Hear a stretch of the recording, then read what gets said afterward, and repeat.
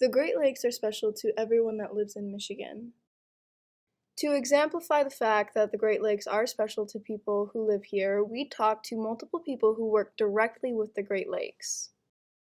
Our first guest speaker is Barbara Evans. She's a professor at LSSU and she deals with hydroponics and aquaponics. And so aquaculture is really seen as a way to meet the protein and omega-3 fatty acid needs of growing populations, because world populations. Recirculating aquaculture systems and aquaponics can help not put additional waste back into the Great Lakes, and then also increase other forms of food production.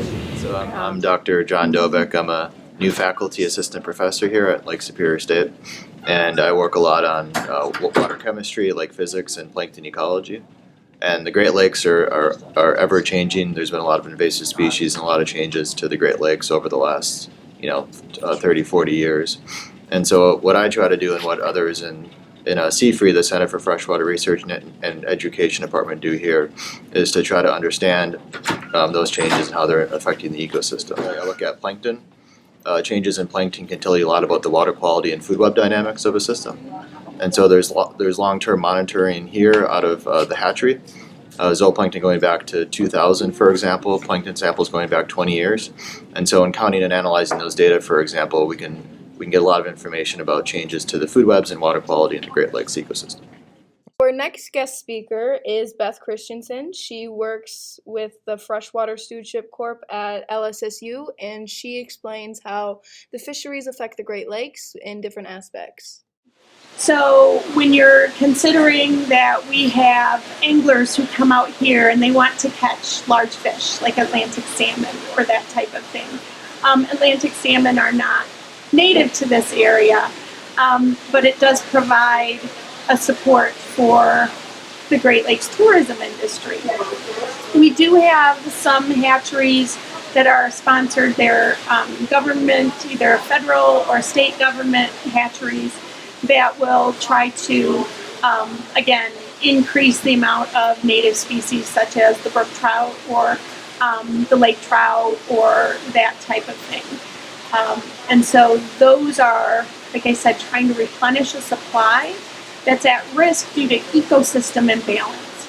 So if you have sea lamprey, for instance, or you have quagga mussels or zebra mussels, they're altering the ecosystem.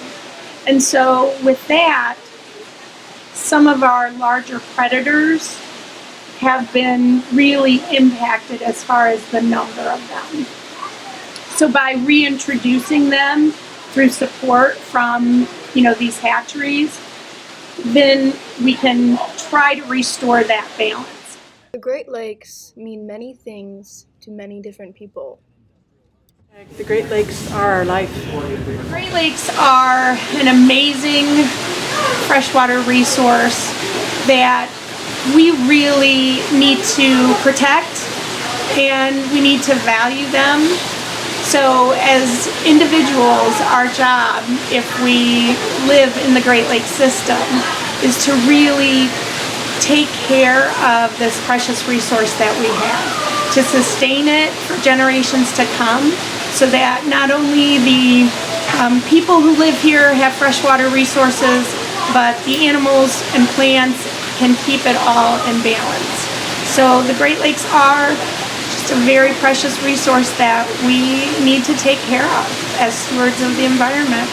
Great Lakes are life. I mean, Great Lakes are Michigan. It's a big part of just the area. It's part of the culture and the economics and the science. So I'm from the Great Lakes region, and it's a great place to be. So.